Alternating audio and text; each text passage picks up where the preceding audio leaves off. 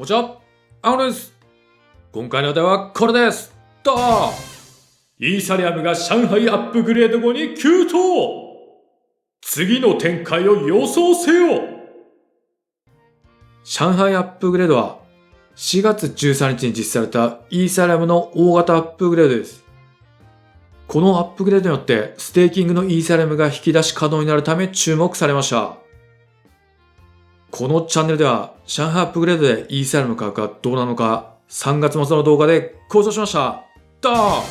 以上から上海アップグレードでイーサリアムの価格がどうなのかを予想するとあまり下がらないと予想します。これだけ硬いなら上海アップグレードの様子を見た後買おうと考えている投資家の開発でアップグレード後に逆に爆上げすんじゃないか。買い増しするから下げてこいよ。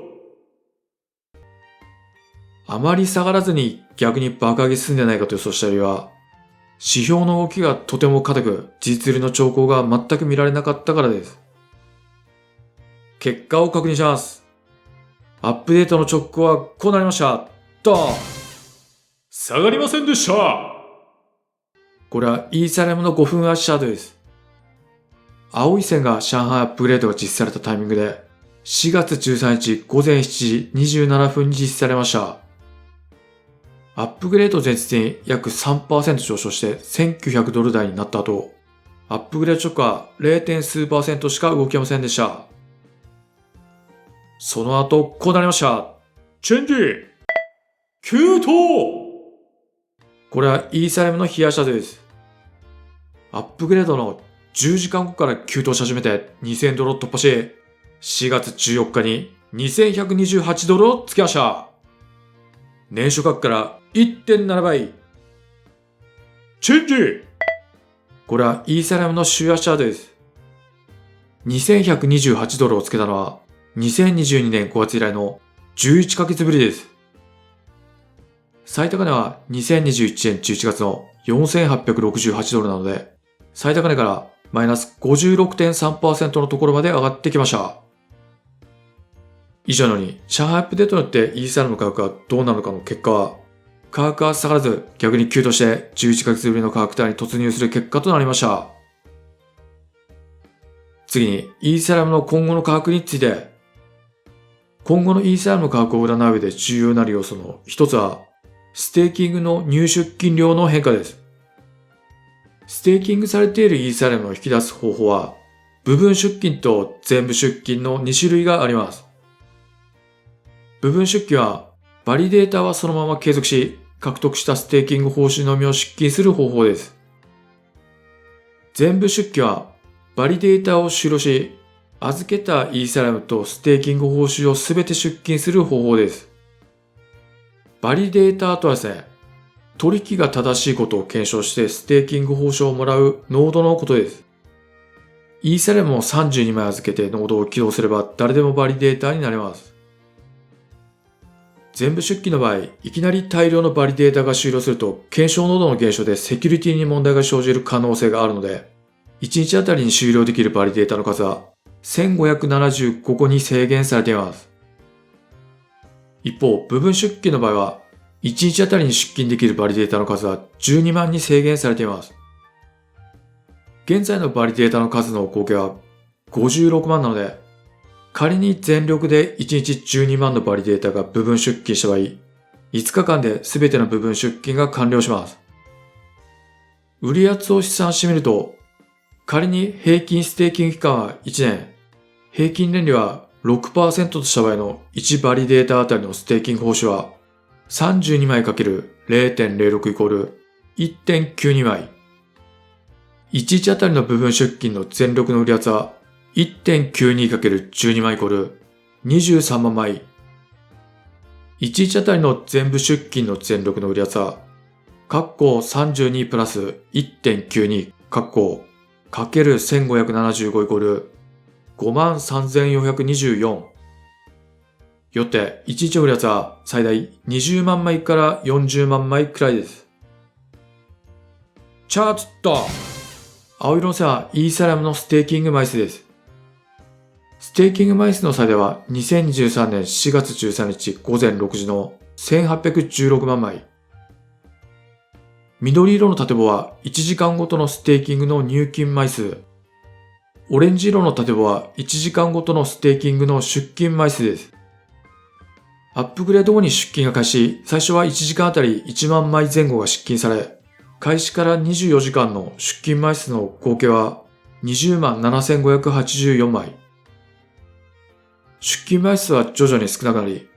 4月14日20時は1時間あたり3789枚。アップグレード後に入金も増加していて、出金より入金の方が多い時間帯もありますが、全体で見ると今のところ大幅に出金の方が多いです。そして4月14日21時のステーキング枚数は1801万枚。よって、上海アップグレード後の1日半でステーキング枚数は15万枚減少しました。0.8% 減少。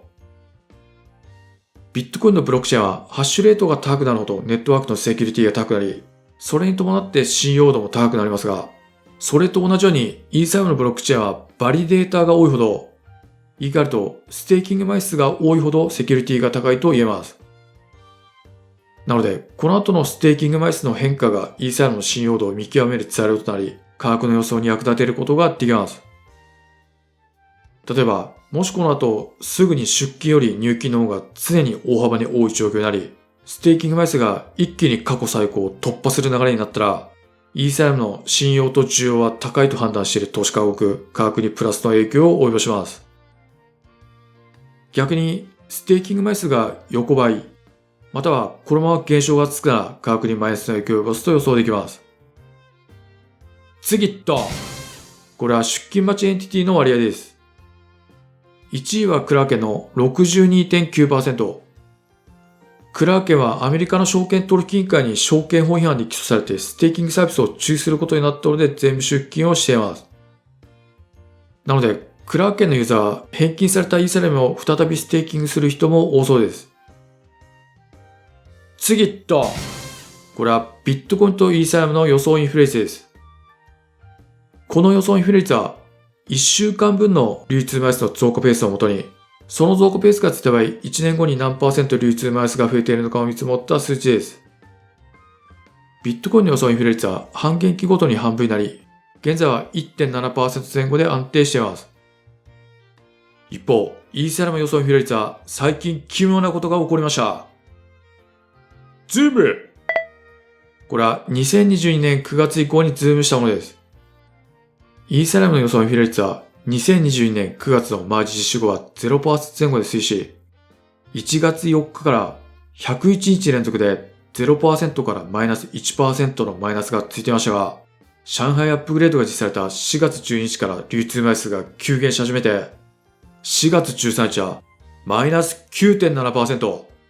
4月14日マイナス 14.2% という巨大で史上最大のマイナスを叩き出しました。イーサスキャンを見ると4月13日はマイナス20万枚、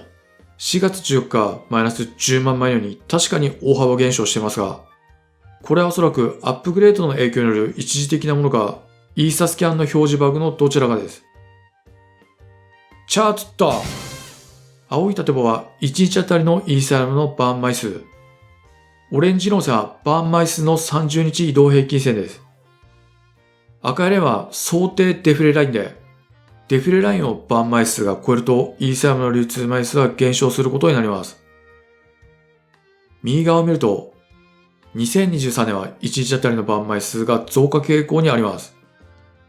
もし今後イーサリアムの利用者が増えて2021年の DeFi 部分の絶頂期の1日1万3000枚のバーン枚数になった場合、イーサリアムの予想インフレ率はマイナス 3.5% になります。インフレ率がマイナスの暗号資産は、仮に時価総額が変わらなかった場合、コイン1枚あたりの理論上の価値は時間ともに高くなるので、ステーキング報酬の売り圧は高まりづらくなると考えられます。まとめと、イーサリアムの価格の次の展開の予想は、もしこの後すぐにステーキングの入金枚数が出金枚数を上回り始め、ステーキング枚数が過去最高を突破したら上昇トレンドは継続する。ステーキング枚数と予想インフレ率の変化は要チェックして何か変化があったときは Twitter で速報します。以上、イーサリアムが上海アップグレード後に急騰、次の展開を予想せよでした。この動画が参考になったらグッドします。暗号資産で爆撃するためにチャンネル登録をお願いします。爆上げしそうなアルトコインを探すならサブチャンネルをご覧ください。Twitter では暗号資産の速報をしているのでご利用ください。最後までご視聴ありがとうございました。また次回お会いしましょう。